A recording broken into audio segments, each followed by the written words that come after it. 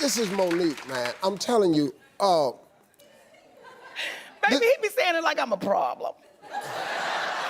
Oh, you have been a problem. Well, Steve, okay. What was it? Let's go. Let's go. You started getting labeled as difficult. Yes. Why do you believe that happened? And do you see that changing, and why? I got labeled as difficult, my husband and I. And my husband is Sydney, who happens to be my manager. We got labeled as difficult because I said one word, and that was no. Now, I said no to some very powerful people. I said no to Oprah Winfrey. I said no to Tyler Perry. I said no to Lee Daniels. And I said no to Lionsgate. And the difficulty came in when people that look like me, like Oprah, Tyler, Lee Daniels, and I gotta put my brother Steve on the list. Y'all knew I was not wrong. Each one of you said to me, Monique, you're not wrong. And when I heard you go on the air and you said, my sister done burnt too many bridges and there's nothing I can do for her now. Steve, do you know how hurt I was? But Simone, now let me give you this. Because you and I had this conversation, I thought you went about it wrong. See, I felt that you had done yourself a disservice by the way you chose to go about it. Tell me how I went about it. I was cool with you, with your deal with Netflix. I was cool with you. The two problems that we had, number one, the boycott of Netflix, yes. We never gave people a point of action. Okay, if we're gonna boycott, are we gonna not get subscriptions? Are we gonna turn it off? Or are we gonna go down there and get signs? The second point, what was coming to me was, this problem that you had in Netflix is rich people problems. Because they looking at us going, you talking about you didn't get millions. Well, you got this, you ought to be cool. But when you say, Mo, it's the way you went about it. And I want to explain that, and I thank you for saying that. Inequality is devastating, and it's extreme. And when people said, Monique, do you think calling a boycott was extreme? You damn right. But isn't inequality extreme? So we've got to get to a place where we're unafraid to say it out loud. Okay. What I would have loved, what I would have appreciated from my brother was had you picked up the phone before you went on the air and said, Monique, you've burned too many bridges and there's nothing I can do. See, I would have appreciated had my brother called me up and said, baby, let's talk. Because you doing that was a part of me being difficult. But not before that, though. Yes, baby. Remember the moment on stage? Oh, yes. See, now that right was a wonderful moment, Steve. No, it wasn't. Oh, Monique. my goodness. No, it wasn't. That was one of those moments. See, no, it wasn't. That Richard Pryor whispered in my ear and said, say it. You say it. Richard because Pryor did not I'ma tell you to say that yes, with he your did. crazy ass. Oh, baby, yes, he did. Yes, he did.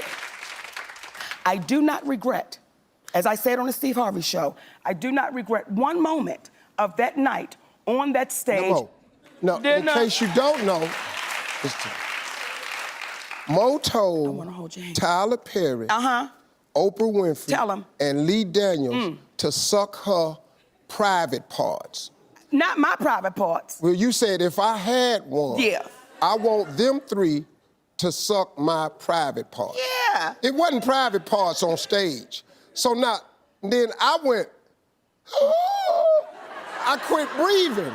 I quit breathing for you. I didn't. What happened to you, Mo, was when you made that statement, the narrative got flipped. It wasn't about Netflix no more. It wasn't about Netflix no more. The attention was all off of where we needed to go.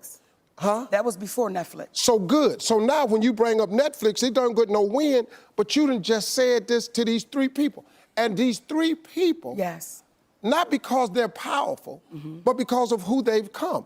And what happens is, I told you, we can't cure darkness with more darkness. What we can do is cure it with comedy. And what I'm not gonna do, Steve, I'm never, ever gonna waver from my comedy show on that stage. That's my gift, and that's my freedom. And what happens is, when you allow people to start taking your freedom and your gift and making it become what makes them comfortable, we then lose. When you called me with the morning show on the phone, I said to you, Steve, my family is suffering behind this. And y'all know I did nothing wrong. Y'all know my husband did nothing wrong. But none of y'all in real time, was strong enough to go publicly and say, we can't throw our sister under the bus. Because Mo, listen to me. We fighting two wars here. What war?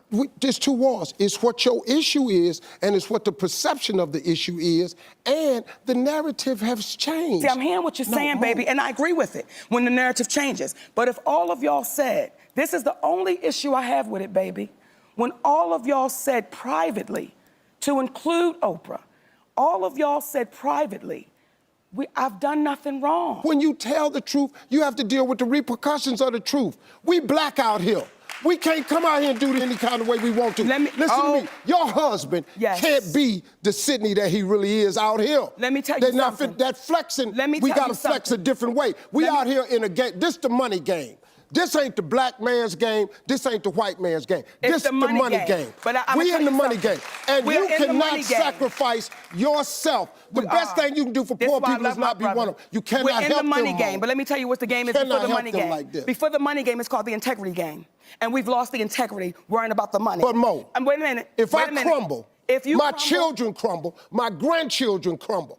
I cannot, for the sake of my integrity, stand up here and let everybody that's counting on me crumble so I can make a statement.